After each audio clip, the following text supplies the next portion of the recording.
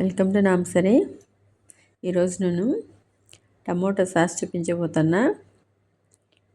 అలాగే వీడియో నచ్చితే లైక్ చేయండి, షేర్ చేసి సబ్స్క్రైబ్ చేసుకోండి.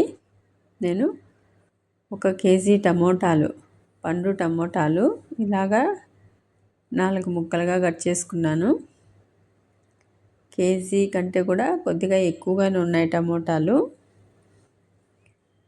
వేసుకొని ఇందులోకి కారంకి తగ్గట్టుగా 2 వేసుకుంటున్నాను ఎండుమిర్చి. అలాగే కలర్కి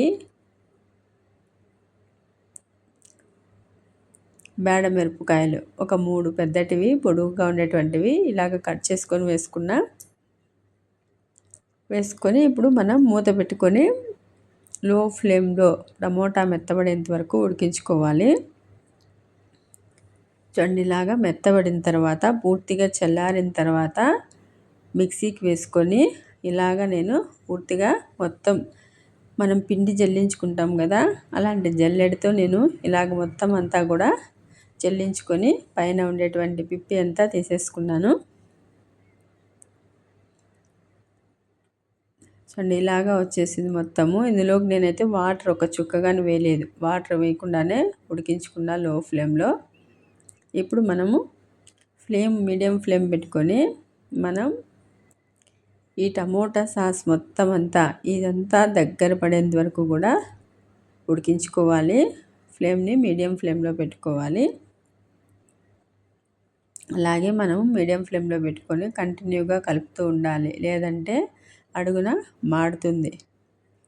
మనం ఇలాగ చేసి పెట్టుకున్నామంటే టమోటా సాస్ చూడండి, ఇప్పుడు సీజన్ కదా, టమోటాలు కూడా రేట్ తక్కువగా ఉంటాయి. ఈ టైంలో చేసుకున్నామంటే మనకి సంవత్సరం వరకు అయినా నిల్వ ఉంచుకోవచ్చు. ఫ్రిడ్జ్లో పెట్టుకున్నామంటే మనకి ఎన్ని రోజులైనా పాడవదు. మనకి బ్రెడ్లోకైనా, పిల్లలకి చపాతీలోకైనా, చిప్స్ ఇలాంటి వాటిలోకి మనకి ఎప్పుడు కావాలంటే అప్పుడు తీసుకోవచ్చు ఇంట్లో ఉంటే. సీజన్ బట్టి సీజన్లో మనకి తక్కువ రేటు ఉన్నప్పుడు ఇలాగ చేసి పెట్టుకుంటే మనకి అప్పుడప్పుడు ఉపయోగపడుతూ ఉంటుంది. చూడండి ఇప్పుడు ఇలాగ కంటిన్యూగా చూడండి, లో ఫ్లేమ్లో కాకుండా మీడియం ఫ్లేమ్ పెట్టుకొని ఇలాగ మనం సైడ్కి అంతా కూడా మాడకుండా కంటిన్యూగా కలుపుతూ ఉండాలి. దగ్గర పడేంత వరకు కూడా మనం ఇలాగే కలుపుతూ ఉండాలి. అలాగే ఇక్కడ ఒక 3 స్పూన్స్ వరకు షుగర్ వేసుకున్నా, మనకి స్వీట్కి తగ్గట్టుగా వేసుకుంటానా. అలాగే ఒక 1/2 స్పూన్ వరకు ఉప్పు వేసుకున్నా. మీరు స్వీట్ని బట్టి, మీరు తినేదాన్ని బట్టి ఇంకొక స్పూన్ ఎక్కువగానే వేసుకోవచ్చు.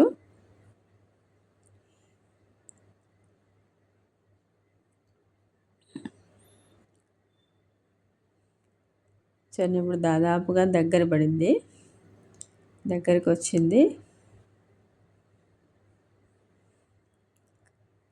మీకు ఇంకా తెలుసుకోవాలి అని అంటే, పూర్తిగా అయిందా లేదా అని తెలుసుకోవాలంటే కూడా ఒక ప్లేట్లోకి వేసామంటే, ప్లేట్లోకి వేసి ఇలా ఒకవైపు ఉంచినామంటే మొత్తం అంతా అలాగే ఉండిపోతుంది, అంటే స్లోగా కిందికి జారుతుంది. అలాంటప్పుడు మనము ఇక్కడ ఒక 2 స్పూన్ల వరకు వెనిగర్ అయితే కంపల్సరీగా వేసుకోవాలి. వెనిగర్ వేసుకుంటేనే మనకి ఈ సాస్ అనేటువంటిది పాడవకుండా మనకి బయట పెట్టినా కూడా నిల్వ ఉంటుంది. కాబట్టి కంపల్సరీగా వెనిగర్ వేసుకుంటేనే మనకి ఫ్లేవరు అన్నిటికీ కూడా సెట్ అయిపోతుంది.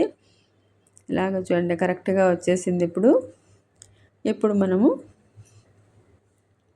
బౌల్లోకి వేసుకొని పూర్తిగా చల్లారనివ్వాలి. పూర్తిగా చల్లారిన తర్వాత ఏదైనా గాజు కంటైనర్లో లేదా ప్లాస్టిక్ కంటైనర్లో మనం స్టోర్ చేసుకున్నామంటే ఎన్ని రోజులైనా నిల్వ ఉంటుంది. ఇలాగ ఇప్పుడు పూర్తిగా చల్లారిన తర్వాత చూపిస్తాను చూడండి. నేను ఒక 1/2 కేజీ బాటిల్లోకి పూర్తిగా పట్టింది. వీడియో నచ్చితే లైక్ చేయండి.